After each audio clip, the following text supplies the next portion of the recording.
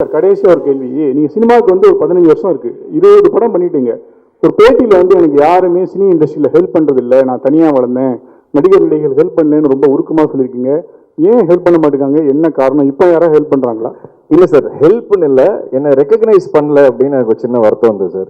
ஏன்னா என்னோட ஒவ்வொரு படமும் வந்து நான் ஒரு படமா கன்வெர்ட் பண்றதுக்கு 1 வருஷம் 2 வருஷம் ஆயிடுது சார். இப்போ கட்டா குஸ்தியே பார்த்தீங்கன்னா 6 ப்ரொடியூசர் மாறிச்சு.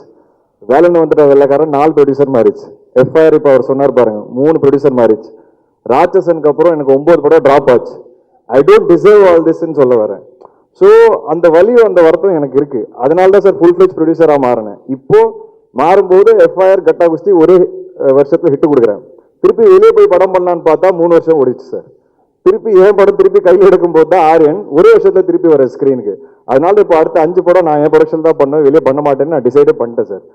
இந்த ஒரு வருத்தம் தான் சார் எனக்கு. இது ஒருத்தர் மேல இருக்குன்னு கேட்டீங்கன்னா கிடையவே கிடையாது. இது ஜென்ரலா என்னோட ஃபீலிங், இது என்னோட வருத்தம்.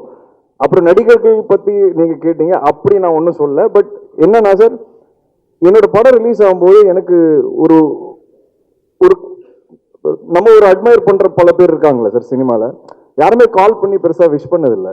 அந்த படம் பயங்கரமா ஓடும். அவங்க எல்லாருமே என்னோட டேரக்டர்ஸ் கால் பண்ணிடுவாங்க, கால் பண்ணி மீட்டிங் கூட அரேஞ்ச் பண்ணிடுவாங்க. ஆனால் எனக்கு கால் வராது. அந்த மாதிரியான வருத்தங்கள் எனக்கு இருக்குது. அது ஏன் நமக்கு தொடர்ந்து இப்படி நடக்குது? ஏன் இப்போ நான் ஒரு படம் பார்த்தேன்னா சார், இப்போ சமீபத்தில் கூட 1-2 படங்களுக்கு நான் அவங்களுக்கு கால் பண்ணி 20 நிமிஷம் பேசியிருப்பேன். புது ஆர்டிஸ்டாக இருந்தாலும் நிறைய படங்கள் பண்ண ஆர்டிஸ்டாக இருந்தாலும் எனக்கு அந்த ஆசை. ஸோ நமக்கு என்ன தோணும்னா, நம்ம படம் ரிலீஸ் ஆகும்போது ஏன் ஒரு 4 பேர் நம்மளை கூப்பிட்டு என்கரேஜ் பண்ணால் நமக்கு ஒரு ஹாப்பினஸ் வரும்ல. அது எனக்கு நடந்ததே கிடையாது. சோஷியல் மீடியாலையும் பார்த்தீங்கன்னா ஒரு படம் பார்த்து படத்தை பற்றி பெருசாக போட்டது கிடையாது யாருமே. ஆனால் அதே டைரக்டர்ஸை படம் பார்த்துட்டு கூப்பிட்டு கதை கேட்டுறாங்க. ஸோ இந்த வழிகள் எனக்கு கொஞ்சம் கொஞ்சமாக இருக்கு சார். அது என்னன்னு எனக்கும் புரியல. So I'm just trying to figure out. ஒரு நாள் கண்டிப்பாக I will also come to a place where I get that encouragement and respect from people around. ஏன்னா சப்போர்ட் பண்ணியிருக்காங்க சார். இனிஷியலில் முண்டாஸ்பட்டி அந்த டைம்லாம் நிறைய விஷால் அண்ட் ஆர்யா வந்து ஜீவா படம் ரிலீஸ் பண்ணாங்க.